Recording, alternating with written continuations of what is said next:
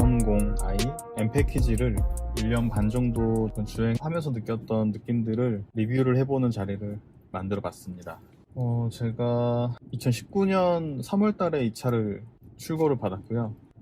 22,000km가 조금 안 되는 주행 거리를 기록하고 있습니다. 굉장히 적은 키로수지만 저 개인적으로는 여태까지 탔던 차들 중에서는 주행을 제일 많이 하고 있다라고 볼 수 있겠습니다. 우선 이 차를 제가 선택을 했던 이유는 몇 가지가 없어요. 디자인이 일단은 예뻐서 고른 건 아니고, 이 차가 페이스리프트가 되고 풀체인지가 됐을 때 굉장히 큰 디자인의 차이가 없다라는 게 저한테는 가장 주요하게 작용을 했고요. 오래 타도 질리지 않는 차가 가장 1순위였습니다.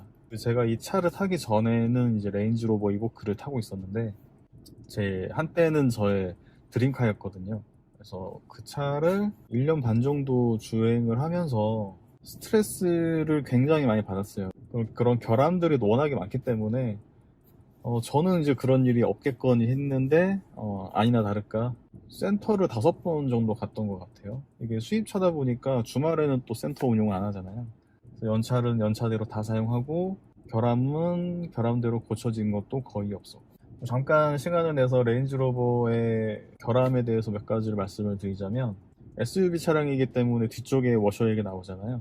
그래서 앞쪽에 워셔를 막 뿌리면 한 열에 한 3번 정도는 뒤에서 한번 물이 나와요. 저는 인지를 못하고 있었는데 동승자가 얘기를 해주더라고요. 근데 그게 이제 너무 소량 나오기 때문에 처음에는 그냥 무시하고 타야겠다 했는데, 아니 이런 결함이 다 했나 해가지고 센터를 가서 수리를 받았는데, 집에서 센터까지 1시간 정도 거리가 있었거든요. 집에 도착하니까 거짓말처럼 다시 그 증상이 나오더라고요.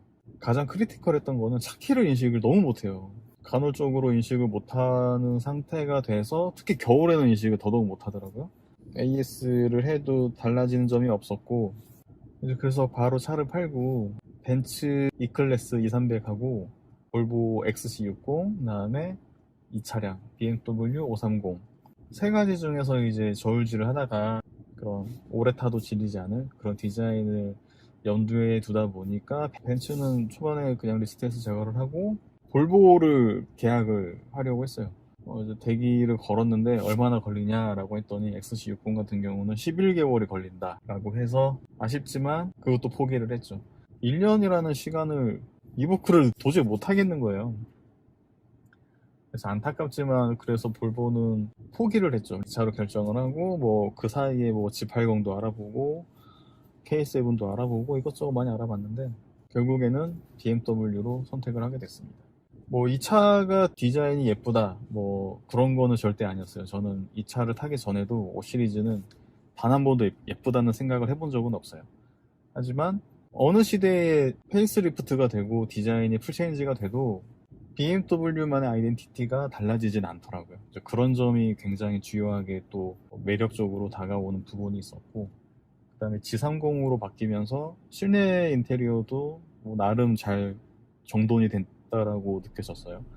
그리고 이 가격 대비 옵션도 나쁘지 않게 잘 되어 있고요. 디젤은 애초에 염두하지 않았어요. 디젤은 여태까지 차를 전부 다 가솔린 차량만 탔었기도 했고요. 그렇게 이제 가솔린으로 봤을 때는 이제 520i, 그 다음에 530i, 540i 이렇게 있겠죠. 근데 540i는 1억에 가까운 금액이기 때문에 안 되고요. 520i가 이제 BMW 라인업 중에서는 가장 가성비가 좋다는 모델인데 5 시리즈에서는 가장 낮은 트림이기도 하죠.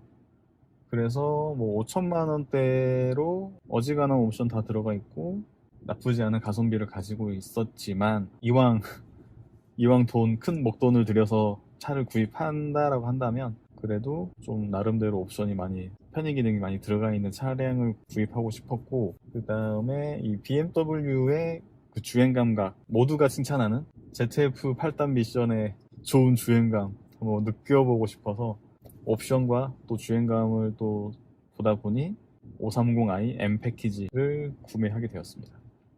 이 차가 3번째 차예요. 그래서 제 차 말고 다른 사람의 차를 운전해 본 적이 손에 꼽아요. 비교 대상도 거의 없고, 그리고 제가 아까 얘기했던 볼보, 그다음에 벤츠, G80, K7, BMW 단 한 번도 시승하지 않았어요.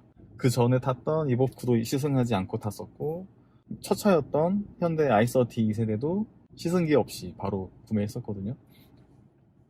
저는 이게 제 성격의 약간 장점이자 단점일 수 있는데, 좀 검증된 차량들, 대중적인 차량들에 대해서는 뭐 모두가 인정한 그런 부분이 있으니까 뭐 믿고 탈 수 있겠다라고 생각을 했어요. 그래서 시승은 굳이 저는 한 번도 하지 않았던 것 같아요. 그냥 내 개인적인 주관에 따라서 이런 옵션, 이런 디자인, 그 정도만 저는 이제 차를 고를 때 주안점은 뒀던 것 같아요. 그래서 이 차를 탔을 때 주행감은 굉장히 만족스럽고요. 제가 이 차를 타기 전에는 이보크 탔을 때 150km가 최고 속도였어요. 제가 낼 수 있는 최고 속도였고 그 이상은 못 내겠더라고요. 그 속도를 제가 인지를 하는 순간 좀 무서워요. 막 겁도 나고 이 차를 내가 믿어도 되나? 약간 그런 의구심도 좀 들고요. 첫 차였던 i30 같은 경우는 120 이상은 못 밟아봤어요. 그 차는 뭐 차 자체는 너무 좋았지만 준중형급이다 보니 고속 주행에서는 좀 너무 불안해가지고요. 차 흔들림도 너무 심했고 제 목포를 한번 내려갔었는데 작년에 최고 속도를 200까지 딱 찍어봤어요. 근데 200도 가다 보니 어느새 그 지점까지 가 있더라고요. 근데 좀 빠르다라고는 느꼈지만 그 정도 속도까지 도달했을 거라고는 생각을 못했어요. 그만큼 좀 안정적으로 차체를 잡아준다라고 해야 될까요? 고속도로에서 안정성이 정말 너무 좋았어요. 전혀 불안함이 없습니다. 그리고 핸들링이 너무 좋아요. 이래서 사람들이 BMW에 대해서 칭찬을 많이 하나? 내가 원하는 만큼 밟는 만큼 나가주고, 그리고 브레이크도 굉장히 예민하고 과하다 싶을 정도로 잘 잡아줘요. 브레이크가 굉장히 잘 잡아주는 편이고, 코너링에서 감속을 하고 싶어지지 않는다라는 기분이 드는 차는 그만큼 운전이 재밌다라고 느낄 수 있는 그런 반증인 것 같아요. 코너링을 돌 때 90 이상 밟아도 차가 미끄러지는 슬립 현상 같은 경우 좀 느낌은 전혀 받은 적은 없어요. 이 차를 제가 계약을 했을 때 바바리안 모터스에서 계약을 했는데, 바바리안 모터스에서 계약을 하면 차를 출고받은 이후에 드라이빙 센터를 초대를 해줘요. 한 번에 한해서 일산 드라이빙 센터에 가서 트랙을 한번 돈 적이 있는데, 그 경험이 굉장히 제가 운전하는데 이 차에 대해서 내가 믿음을 가질 수 있는 굉장히 큰 계기가 되었어요. 그 중에 하나가 방금 얘기했던 코너링을 돌 때 감속을 하지 않고 가속을 해도 잘 빠져나간다라는 그런 믿음이 좀 생겼고요. 하지만 안전운전은 당연히 해야 되고, 두 번째는 뭐냐면 이게 제일 컸는데, 풀 브레이크, 풀악셀이 아니라 풀 브레이크를 밟을 수 있는 테스트를 이제 모든 참가자들한테 이제 하라고 초반에 이제 훈련을 시키는데, 실제로 운전하면서 풀 브레이크를 밟아본 사람은 그렇게 많지 않을 것 같아요. 물론 저도 그랬었고, 거기에서 5번 정도 트라이를 했는데 2번을 이제 실패했어요. 완벽하게 브레이크를 밟지를 못해서 차가 더 밀려갔죠. 근데 그게 만약에 실제 상황이었다면은 100% 사고가 날 수밖에 없는 상황으로 이어지는 상황이거든요. 근데 생각보다 브레이크를 밟는 감각이 다르더라고요. 평소에 저희가 운전을 했을 때 브레이크를 밟는 그 느낌하고 100%꽉 밟았을 때의 느낌이 브레이크를 밟는 감각이 완전히 달라서 되게 놀랐었어요. 일반적으로 브레이킹을 할 때는 발목 스냅으로만 이렇게 힘을 줘서 밟는 수준인데 어떻게 표현을 해야 될지 모르겠는데 발을 쭉 뻗어야지만 그렇게 완전히 서더라고요. 그래서 그거를 한 5번 정도 해보니까 그제서야 체감이 왔어요. 위급한 상황이 됐을 때 이런 감각으로 브레이크를 밟지 않으면 안 되겠다라는 생각이 들더라고요. 이제 뭐 말은 이렇게 하지만 이 영상을 보시는 여러분들도 그 자기가 가지고 있는 차에 풀 브레이크가 어느 정도 깊이까지 들어가는지 밟았을 때 그런 감도에 대해서 한번 숙지하시는 게 어떨까 싶습니다. 저는 그때의 그 경험이 굉장히 되게 좋았습니다. 그리고 그 트랙을 가면 차를 랜덤으로 배정을 해줘요. 저는 이제 M5를 한번 타보고 싶었거든요. 도대체 M5 정도의 차면 어느 정도의 출력을 낼 수 있을까? 근데 이제 가위바위보에서 떨어져가지고 M5는 탈 수 없었고, 아이러니하게도 이 차랑 똑같은 차를 받았어요. 그래서 되게 조금 실망했는데, 근데 반대로 같은 차이기 때문에 그 차를 트랙에서 극한까지 컨트롤 해볼 수 있는 기회를 얻어가지고 저한테는 되게 좋은 경험이었던 것 같습니다. 그래서 그 트랙을 다녀온 후에 이 차에 대한 신뢰감이 굉장히 높아졌어요. 저는 주행감에 대해서는 이 차에 대한 만족도는 굳이 점수를 매기자면 100점 만점에 90점 정도를 줄 수 있을 만큼 만족도가 굉장히 높습니다.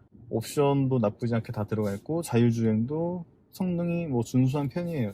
하지만 그 끼어들기 차량에 대해서는 인지를 못하기 때문에 그 부분은 항상 조심해야 되는 부분이긴 하지만 그 점을 제외하면 차선도 잘 잡아주고 핸들도 잘 틀어주고 코너에서도 잘 자기가 돌려주거든요.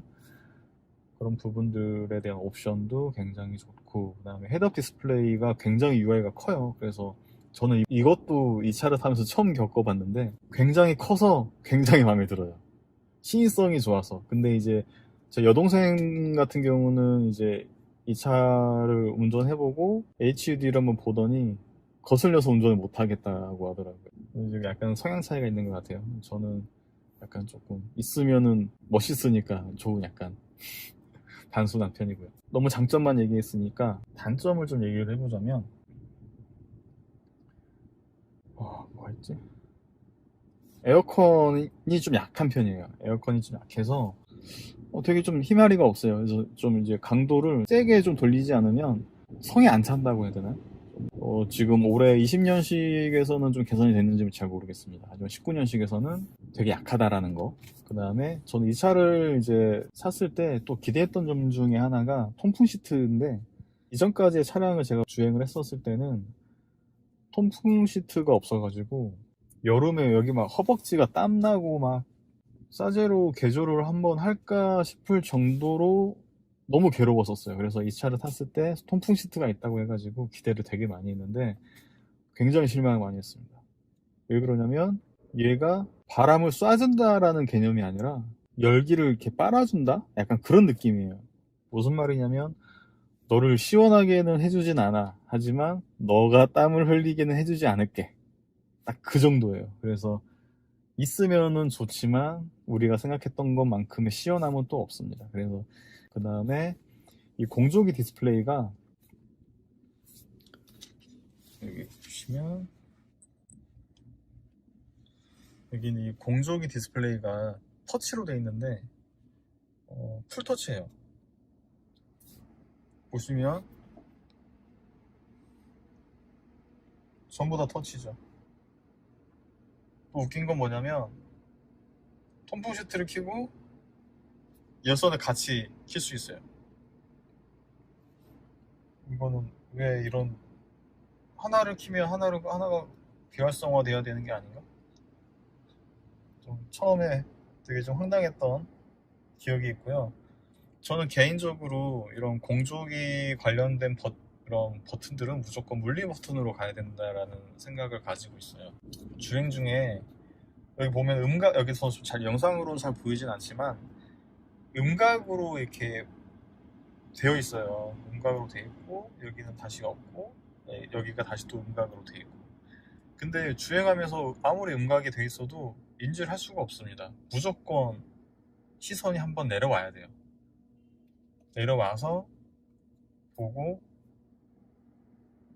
운전하고 꺼졌네? 켜고.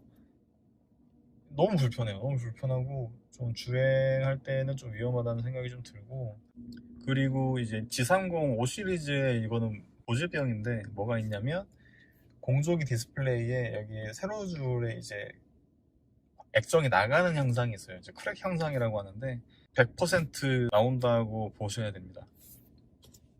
특히나 이제 겨울철에 온도가 급격하게 떨어지는 시기에 거의 발생한다고 보시면 되는데, 제가 올 2월 달이었나? 남들은 다 걸린다고 했는데 난 안 걸리네, 뽑기가 좋나 보다 라고 생각할 즈음에 여기가 라인이 쫙 나가더라고요. 그래서 이제 센터에 전화해서 가가지고 이제 물어봤더니 마침 여분의 부품이 있어가지고 당일날 바로 무상 교체하고 왔었습니다. 이거는 BMW에서도 인지를 하고 있는 부분이라서 무상 교환 대상이기는 합니다. 하지만 이게 왜 고질적으로 개선이 안 되는지는 이해가 잘 안 되는 부분이기도 하고요. 그리고 여기 또 있네요. 여기가 이제 무선 충전 트레이인데 이게 크기가 제가 쓰고 있는 핸드폰이 가장 큰 아이폰 쓰고 있는데 여기에 꽉 차요. 꽉 찹니다. 여유 공간이 없어요. 그래서 노트 같은 애들은 아마 안 들어갈 걸요. 아마 이게 노트 같은 애들은 아마 안 들어갈 거고,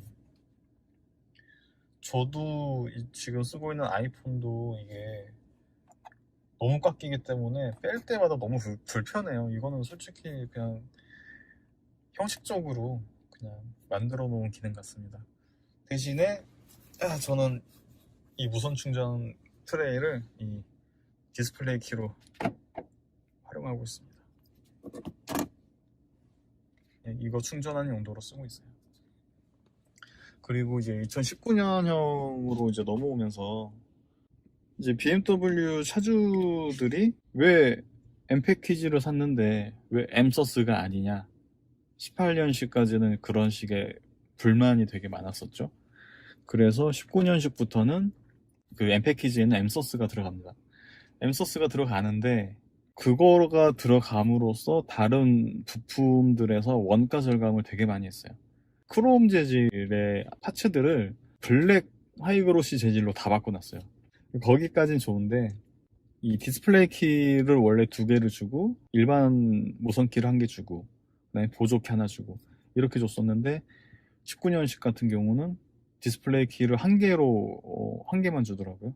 그래서 그게 조금 아쉬웠고, 20년식은 그게 그대로 유지가 되는지 달라졌는지는 잘 모르겠네요. 뭐 아무튼 운전하는 사람의 입장에서는 이 BMW 530i M 패키지 같은 경우는 굉장한 만족도를 줄 수 있다라고 말씀드릴 수 있고, 하지만 동승자 관점에서 보자면 이제 M 소스로 바뀌면서 조금 좀 딱딱해진 주행 질감을 가지고 있기 때문에 그런 부드러운 주행 질감을 원하는 동승자나 운전자들한테는 조금 안 맞을 수 있다라는 단점이 있을 수 있겠습니다. 여자친구는 이제 그게 제일 불만이에요. 시트도 너무 편하고 너무 다 좋은데 운전할 때 너무 엉덩이가 아프다. 그래서 장거리 할 때마다 애가 좀 괴로워하는 편이고, 그리고 최근 들어 이제 조금 인지하게 된 불만점은 차가 일단 되게 조용해요. 지금도 시동을 켠 상태인데 너무 조용합니다. 그래서 번 중에 한 3번 정도는 제가 시동을 켠 채로 내린 적이 있어요. 그래서 문이 왜 안 잠기지? 시동을 안 끄고. 좀 바보 같은 실수긴 한데 그 정도로 조용해요. 그래서 그리고 이제 시동을 꺼도 화면에 이런 디스플레이 계기판이 그대로 켜져 있거든요. 시동을 꺼도 내가 문을 열지 않는 한 꺼지지가 않아요. 그래서 내가 이게 켜졌는지 꺼졌는지 가끔 헷갈릴 때가 있어요. 그래서 문을 열었을 때 화면이 꺼지게 되면 시동이 꺼진 거고, 문을 열었는데도 화면이 켜져 있으면 시동이 켜진 거거든요. 그래서 몇 번 그런 실수를 할 정도로 차가 굉장히 정숙한 편입니다. 근데 그와는 반대로 주행을 할 때, 고속 주행을 할 때 노면 소음이나 이제 풍절음 같은 게 굉장히 많이 들려요. 한 80km, 90km가 넘어가는 시점부터는 노면의 소음과 풍절음과 그런 것들이 굉장히 좀 시끄럽습니다. 그래서 오디오를 틀고 가게 될 경우에는 목소리가 잘 안 들릴 때가 좀 많아요. 그래서 그게 장거리 주행, 특히나 고속도로를 많이 타는 주행을 할 때는 저보다는 동승자에게는 굉장한 좀 피로도로 작용하는 것 같아요. 네, 뭐 불만족스러운 부분은 뭐 이 정도가 다인 것 같네요. 뭐 나머지들은 뭐 다 만족하면서 타고 있습니다. 네, 일단 여기까지 제가 BMW 5 시리즈를 1년 반 정도 타면서 느꼈던 소감에 대해서 말씀을 드렸고요.